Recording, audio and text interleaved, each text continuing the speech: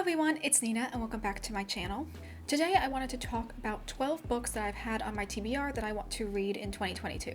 In BookTube, there's videos like most anticipated releases of next year or 21 books I want to read in 2021, but since my goal for the year is around 30 books, if I chose 22 books that I want to read in 2022, that would be me picking out the majority of the reading I'm going to do next year. So I decided to narrow it down to just 12 books that I've had on my TBR pile that I want to get to in next year instead. And I figured since there's 12, I can probably do it so that I pick one a month to try and read. But with that intro out of the way, let's get into the video. The first book on this list is An Absolutely Remarkable Thing by Hank Green. I have long wanted to read a John Green book because he's one of my fiance's favorite authors, but I just have never been super interested in the topics of his books because I'm not really a big fan of young adult contemporary. But when I saw that his brother was writing a sci-fi contemporary, that really piqued my interest. The basic plot of this book is that it's about a young woman who, when coming home late at night, ends up seeing an alien. She ends up recording a video of the alien and it ends up going viral as it becomes the first confirmed sighting of alien life. I also am interested in this book because it talks about the internet in a unique way, because she has to deal with the dual effects of both having a viral video and what that does to your life and having aliens that are now interested in her. There is already a sequel out for this. I don't know if it's supposed to be a trilogy or if it's just a duology, but needless to say, I need to get in on this series as soon as possible. Speaking of books that already have sequels out, the next book on my list is Axiom's End by Lindsay Ellis. Another YouTuber related book. I love Lindsay Ellis. I've watched her videos for a really long time and I think she's really funny. That being said, I think her book is very different in vibe compared to her YouTube videos. Very similar to the last book, this is about a young woman and her relationship with aliens.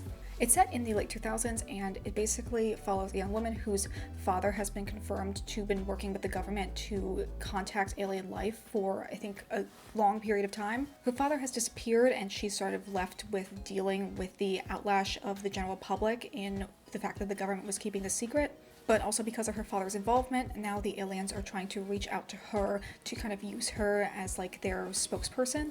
Like I said, there's already a sequel out for this, so I want to read this as soon as possible as well. The next book on this list is Abhorsen by Garth Nix. This is the third book in the Abhorsen series. I read the first book and the second book in 2021. But yeah, I never finished the trilogy and I'm just in the mood to get back into this universe and read more of these spin-off books. The second book kind of ends on a cliffhanger and the third book is a direct continuation of that, so I can't really give a ton of the plot. But basically this is a world where necromancy and magic is commonplace, and the Abhorsen is kind of like a peacekeeper who, as opposed to a necromancer who brings people out from the dead, they are able to send them back into death. The last book was following the child of Sabriel, who's the main character from the first series, as well as a new character named Lyriel. And basically they're coming together because they know that there's some sort of dark evil that is hiding out in this one location, and they both have their individual reasons for wanting to get there. I really like the world building and I really enjoyed both the characters. I didn't like Lyriel quite as much as I liked Sabriel as a main character, but she definitely is growing on me and I'm excited to see how her character development continues in the next book. The next book I want to talk about is Bloom. This is a graphic novel that I got in September, but I really want to read it in the summertime of this year. It just has, in my eyes, like the perfect vibes for summer and definitely what I was looking for this last year. What I know of the plot is that it is about a boy who works at his family's bakery in a seaside town, and all he wants to do is leave and move to the big city. But then a new boy moves into town and ends up getting a job at the family bakery, and they start forming a relationship, and now the boy doesn't know if he wants to leave after all. I think this might have a sequel, I'm not sure, but either way I think it is really cute, and yeah, I want to read more American graphic novels as well as just manga, so yeah, I think this would be a good place to start. The next book I am interested in reading is Before We Disappear. I have no idea what like the vibes on this are at large, but when I was looking at this book just on Goodreads, I saw that it said it was prestige influence and I was immediately super intrigued.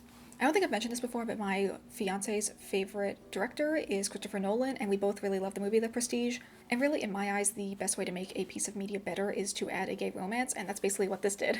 From what I know of the plot, it's about a young man who is working for a magician, and he is trying to steal the tricks of this magician's main rival, but he either ends up forming a connection with that rival or that rival's apprentice, who maybe is also trying to steal the tricks from his original master. So it's kind of like a rivals to lovers, enemies to lovers type of situation. Also, have to point out that this cover is incredibly beautiful. I just love the illustration on it. And another thing that's kind of as an aside, but I know this book takes place at a World's Fair, and I have like a kind of a weird fascination with World's Fairs. More so the St. Louis World's Fair, but it's roughly the same time period. I actually have other books that are about World's Fairs that I'm interested in reading, so maybe I'll just do like a whole reading vlog where I read books that are set at World's Fairs. The next book is one I've had for a little while, but I'm very excited to read, and that is Dark Quarter by Brandon Massey. This book is not very popular, it doesn't have a ton of Goodreads reviews, but basically I found it because there was a essay talking about it in one of the Gothic like compendium volumes that I was reading last year.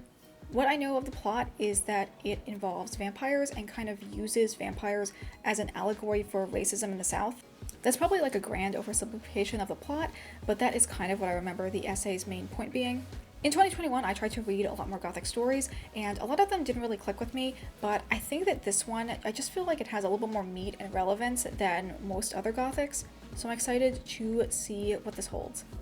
Okay, the next book I want to talk about is the one classic that I want to try and read this year, and that is The Count of Monte Cristo.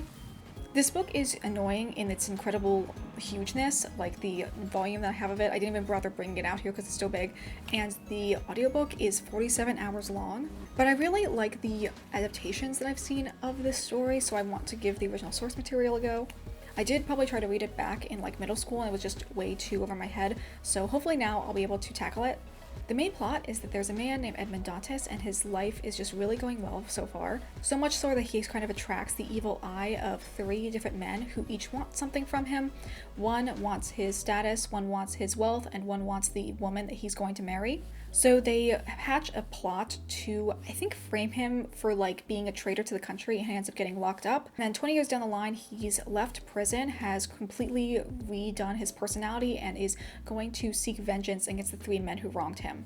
And he does this by going after the children of those 3 men and their friend group. The version of Count of Monte Cristo that I'm most familiar with is Gankutsuou, which is an amazing anime, and I definitely highly recommend it.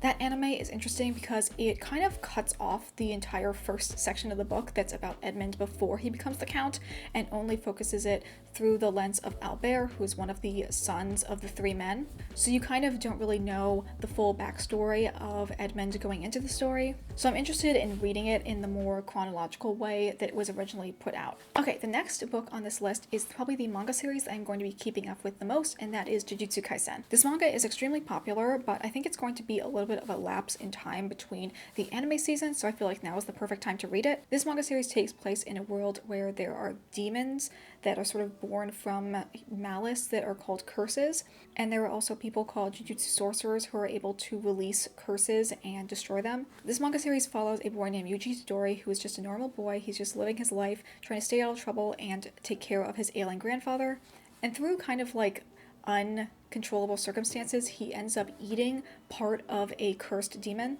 And this isn't just any cursed demon, it's actually the king of curses named Sukuna. So the Jujutsu sorcerers end up taking in Yuji, and they do this because Sukuna's body parts have not been able to be destroyed by regular methods, but they think if Yuji is able to consume all of them and fully like take on Sukuna, they will be able to kill him once and for all. And luckily, Yuji didn't get fully like possessed by Sukuna. He's able to switch in and out of his like demon form at will. So yeah, the sorcerers just take in Yuji and start training him to become a sorcerer as well. I'm excited to read more of this. I have read a little bit past where the anime ended, and I'm just excited to continue to keep up with it as it comes out with new chapters in Japan.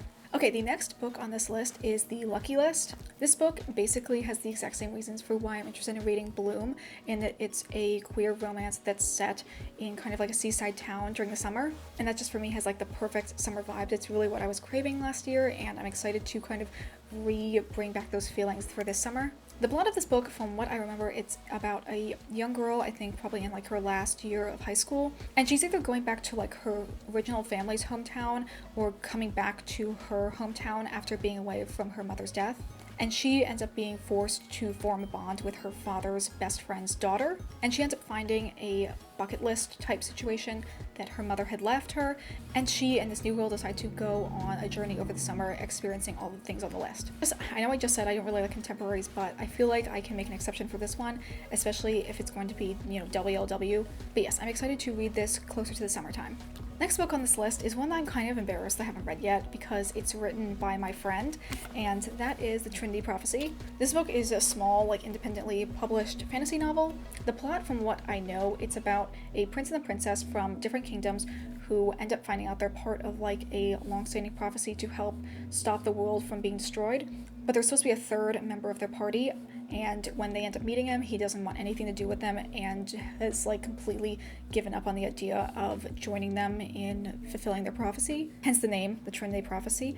But yeah, this book overall looks really cute. I know there's an MLM romance in it, and I also know, because this book is written by my friends, that the main character is in somewhat personality-wise, or at least physicality-wise, supposed to be based on her boyfriend, which I think is really funny. So yeah, I'm just excited to see how everything shakes out in this. The next book I want to talk about is The Scapegracers. I don't really know what to say about why I'm interested in reading this book. Basically, I just went online and read a preview blurb of it, and I really enjoyed it and want to see how it develops. This book also has kind of a Heathers / Mean Girls-esque flavor to it. Basically, it's about a young lesbian witch, and she gets a request from 3 of the most popular girls in school to do magic at a Halloween party. But during the party, sort of sparks fly. There's a connection that's forming between the 4 girls, and I think this is sort of them realizing that they are forming a coven together. I think there might also be a sequel out for this book as well, or at least one with a very similar cover that's written by the same person, which also, speaking of the cover design, it is absolutely beautiful. But yeah, I'm interested in reading this. I haven't read a ton of YA sapphic books lately, so I figured this would fill that void. And the last book on this list is one that I'm kind of embarrassed I haven't read this yet. It's what is wrong with me? And that is The Nobleman's Guide to Scandal and Shipwrecks. This is the 3rd and final book in the Montague siblings series, which, if you didn't know, I've talked about it a little bit, but the first book in this series, Gentleman's Guide to Vice and Virtue, is probably my favorite book of all time. It's hard to talk about this book without talking about the plots of the other 2 books, but basically this series, each one of the books follows a different sibling in the Montague family. The first book is about Monty, the second book is about Felicity, and this 3rd book is about Adrian. At the start of the first book, Adrian is just a baby, he's not even named, and basically because of the first 2 books, Monty and Felicity have completely left their family, have been cut off by their father.